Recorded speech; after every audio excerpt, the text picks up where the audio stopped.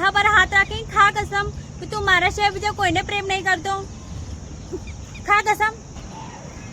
અરે યાર છોડ. અરે યાર હાથ છોડ. મેં મારા માથા પર હાથ તો ખા કસમ છોડ.